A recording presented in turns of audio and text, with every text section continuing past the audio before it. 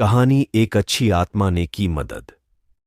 ये कहानी दो दोस्तों की है जो अपने एक दोस्त को रात की 1 बजे स्कूटी से ढूंढने निकलता है। उसके दोस्त को भूत उठाकर ले जाते हैं कि तभी एक बूढ़ा इंसान सामने आ जाता है। मैंने ब्रेक लगाए स्कूटी रोकी। बाबा का चेहरा बहुत ही भयानक लग रहा था। मैंने तेज आवाज में बाबा को बोला, अरे बाबा, पूरी सड़क खाली पड्ढी है। मेरी गाड़ी के सामने ही आना था आपको। अभी आपको चोट लग जाती तो। नितिन, फिर बाबा कुछ बोले या नहीं? विवेक, वो बोले, पर उनका जवाब मुझे समझ नहीं आया। बाबा, चोट तो बहुत पहले ही लग चुकी है बेटा। विवेक, ऐसे चलोगे तो चोट लगेगी ही ना। बाबा, हाँ, लेकिन मुझे अब कभी चोट नहीं लग सकती बेटा, चाहे मुझ पर कोई गाड़ी ही क्यों न चढ़ जाए। विवेक, मैं बाबा की बात सुनकर थोड़ा हैरान हुआ। आकाश, हैरान तो हम लोग भी हैं। विवेक, आगे सुनो। मैंने बाबा से कहा, ये क्या कर रहे हैं आप? इतने में बारिश होने लगी। आसमान में बिजली कड़कने लगी। मैंने सोचा ये अचानक बारिश कैसे होने लगी, अभी तो आसमान बिल्कुल साफ था। फिर बाबा ने कुछ ऐसा बोला जिस पर यकीन करूं या न करूं समझ नहीं आ रहा था। बाबा, आसमान तो अभी भी बिल्कुल साफ है बेटा, वो ऊपर देखो। विवेक, मैंने अपना चेहरा ऊपर उठाकर देखा तो आसमान बिल्कुल साफ था। चांद तारे साफ साफ दिखाई दे रहे थे। ये सब देखकर मैं हैरान रह गया था। तभी मैंने बाबा से कहा, बाबा, ये सब कैसे हो रहा है? मुझे कुछ समझ नहीं आ रहा है। बाबा, चलो वो सामने मेरी कुटिया है, मैं तुम्हें सब बताता हूं। विवेक, नहीं बाबा, मेरा दोस्त इसी रास्ते से दिन में कहीं गया था, अभी तक वापस नहीं लौटा है। मुझे उसे ढूंढना है। बाबा, मुझे पता है तुम्हारा दोस्त कहां है, आओ मेरे साथ। विवेक, बाबा की ये बात सुनकर मैं फिर से हैरान हो गया। मुझे कुछ समझ नहीं आ रहा था कि ये बाबा जी तो अनजान हैं, उन्हें दीपक के बारे में कैसे पता। खैर, मैं बाबा के पीछे पीछे उनकी कुटिया तक पहुंच गया। बाबा, आओ बैठो।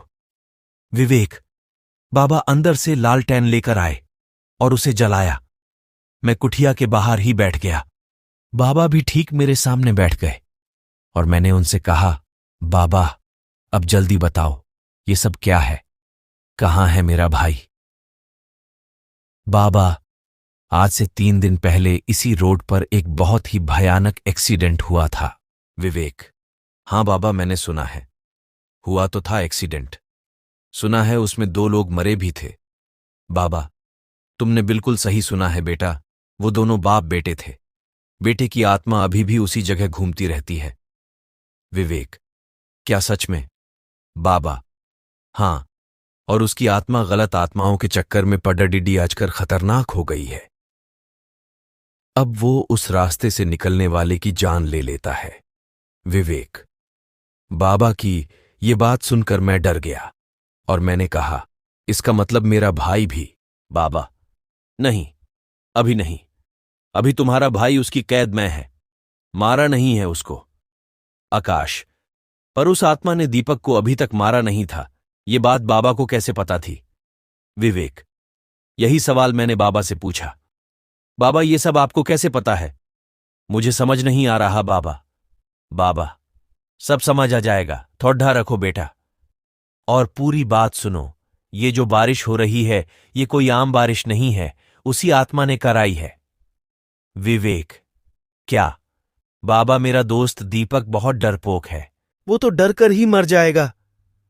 प्लीज कुछ कीजिए, जब आप इतना कुछ जानते हैं तो मेरे भाई को बचा भी सकते हो ना? बाबा, हां, बचा सकता हूं, लेकिन उसके लिए तुम्हें उसी जगह जाना होगा जहां एक्सीडेंट हुआ था। विवेक, आप नहीं चलोगे मेरे साथ बाबा?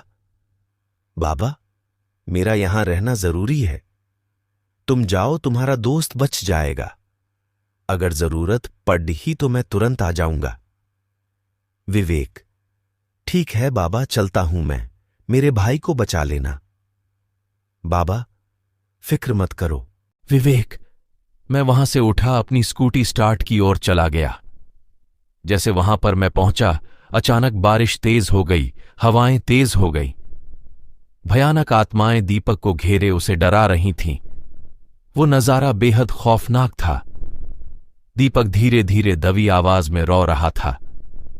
मैंने अपने डर को कंट्रोल किया, तुरंत अपनी स्कूटी से उतरा और आगे बढ़ गया। मैंने दीपक को आवाज लगाई, दीपक दीपक तुम्हें कुछ नहीं होगा।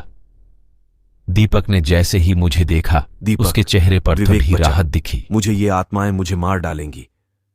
विवेक, आत्मा हंसकर कहने लगी, आजा, तू भी आजा, तुझे भी निपटा देता हूं। और भयानक तरीके से हंसने लगी। तभी अचानक बारिश रुक गई। आसमान में बिजली चमकी, जिससे कि तेज रोशनी पैदा हुई। और तभी मैंने देखा कि वहां पर बाबा आ गए थे। आत्मा ने बाबा से कहा, तुम यहां से चले जाओ पापा, ये दोनों मेरे शिकार हैं। बाबा, इन दोनों को तुम कुछ नहीं करोगे, ये मैं नहीं होने दूंगा। विवेक, तभी कुछ ऐसा हुआ जिस पर मुझे यकीन ही नहीं हुआ। नितिन, ऐसा क्या हुआ विवेक? विवेक, बाबा की आंखों से एक चिंगारी निकली, जिससे वो आत्मा जलकर खत्म हो गई। वो आत्मा बाबा से जोर जोर से चीख कर कह रही, पापा ये तुमने क्या करा? मैं ये सोच रहा कि बाबा को ये आत्मा पापा क्यों बोल रही है।